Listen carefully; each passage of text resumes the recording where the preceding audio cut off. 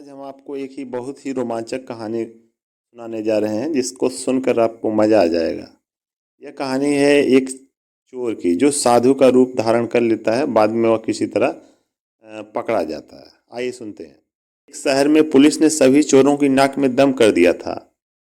सारे चोर एक के बाद एक पकड़ा रहे थे। बस एक चोर जैसे तैसे जगह जाकर छिप जाता है। उसे एक ख्याल आता है कि क्यों ना वह भगवा पहनकर साधु बन जाए। यह चोरों को तो जूता मारती है, लेकिन अगर वही चोर भगवा पहन ले तो पैर पड़ती है। इसी प्रकार चोर साधु बनकर घूमने लगा। कुछ दिनों के बाद इस साधु में एक कला थी कि वो बोलने में बहुत माहिर था। प्रवचन तो उसके बाएं हाथ का खेल था। इस कारण साधु की निकल पड़ती है।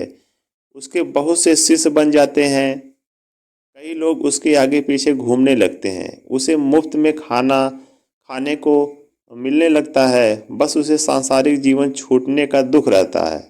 पाखंडी साधु जंगल में अपने शिष्यों के साथ रहा करता था। तभी उसके आश्रम में एक सेठ आया। सेठ को भी पाखंडी साधु ने अपने बोलने की कला से प्रभावित कर दिया। साधु से मिलकर जब सेठ अपने घर पहुंचा तो उसे एक ख्याल आया। असल में सेठ को एक दुविधा थी। उसके पास बहुत सा सोना था जिसे चोरों के डर के कारण वो अपने घर में नहीं रख सकता था। उसने सोचा क्यों ना सोना साधु के आश्रम में रख दिया जाए, क्योंकि साधु को कोई मोह माया नहीं रहती है। वो तो भगवान का रूप होते हैं। किसी को ऐसे देवता पर शक नहीं होगा। उनके आश्रम में सोना गड़ा हुआ है। ऐसा सोचकर सेठ दूसरे दिन सोना लेकर पाखंडी साधु के आश्रम आता है और उससे पूरी बात बताता है। फिर क्या था, पाखंडी साधु का तो दिल गदगद हो गया। उसकी आंखों से तो सोने की पोटली हट ही नहीं रही थी। उस सेठ ने सोने की पोटली आश्रम के एक पेड़ के नीचे दबा दी और वहां से चला गया। अब साधु को नींद कहाँ आनी थी। वो रात भर उस सोने की पोटली के बारे में सोचता रहा। उसने सोचा अगर ये सोना मिल जाए तो जीवन तर हो जाएगा।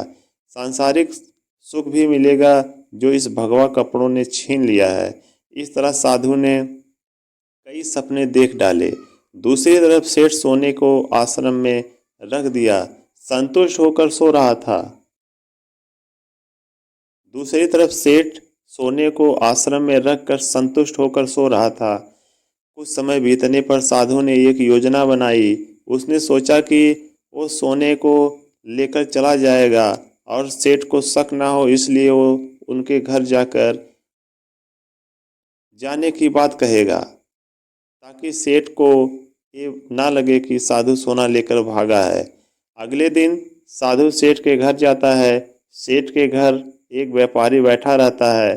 साधु को आता देख सेठ बहुत खुश होता है, खुशी से झूम जाता है और कई पकवान बनाकर खिलाता है। साधु सेठ को अपने जाने की बात कहता है। इस पर सेठ दुखी होकर उससे रोकता है, लेकिन साधु कहता है कि वो एक सन्यासी है, किसी एक जगह नहीं रह सकता, उसे कई लोगों को मार्गदर्शन देना है। ऐसा कहकर साधु बाहर निकलता है और जानबूझकर सेठ के घर का एक तिनका उठा ले जाता है। थोड़ी देर बाद साधु वापस आता है, जिसे देख सेठ वापस आने का कारण पूछता है। तब साधु कहता है कि आपके घर का एक तिनका मेरी धोती में लटक कर मेरे साथ जा रहा था, वही लौटाने आया हूँ। सेठ हाथ जोड़कर कहता है, इसकी क्या जरूरत थी। तब साधु कहता है, इस संसार की किसी वस्तु पर साधु का कोई हक नहीं है। फिर अपनी बातों से वो सेठ को मोहित कर देता है और वहाँ से निकल जाता है। यह सब घटना सेठ के पास बैठा व्यापारी देखता है और सेठ से पूछता है कि कौन है ये साधु। तब सेठ उसे पूरी कहानी बताता है, जिसे सुनकर व्यापारी जोर जोर से हंसने लगता है। सेठ हंसने का कारण पूछता है। तब व्यापारी उसे कहता है, तुम मूर्ख हो, वो पाखंडी तुम्हें लूट के ले गया। जिस पर सेठ कहता है, कैसी बात करते हो, वो एक संत है, बहुत ज्ञानी है। व्यापारी कहता है, अगर तुम्हें अपना सोना बचाना है तो उस जगह चलो जहाँ सोना दबाया था। सेठ उसे वहाँ लेकर जाता है और खुदाई करता है, लेकिन उसे कुछ नहीं मिलता। वो रोने लगता है। तब व्यापारी उसे कहता है, रोने का वक्त नहीं है, जल्दी चलो, वो साधु दूर नहीं गया होगा। सेठ और व्यापारी पुलिस को बोलते हैं और पुलिस उस पाखंडी साधु को ढूंढ लेती है। तब सभी को पता चलता है कि वास्तव में यह कोई सिद्ध बाबा नहीं है, यह एक चोर था जिसने अपनी बोलने की कला का इस्तेमाल कर कई लोगों को लूटा था। पुलिस से बचने के लिए भगवा पहन लिया था। सोना मिलने के बाद सेठ की जान में जान आती है। सेठ व्यापारी से पूछता है कि उसे कैसे पता चला कि यह साधु पाखंडी है। व्यापारी ने कहा, वो साधु बार बार अपनी तारीफ कर रहा था। संत कितने महान होते हैं, बार बार यही दोहरा रहा था। जबकि जो सच मायने में संत होते हैं उन्हें इस बात को दोहराने की जरूरत नहीं पड़ती है। इसीलिए मित्र, आज के समय में जो भगवा पहनकर प्रवचन देते हैं वो सभी संत नहीं होते हैं। कृपया सावधानी बरतें।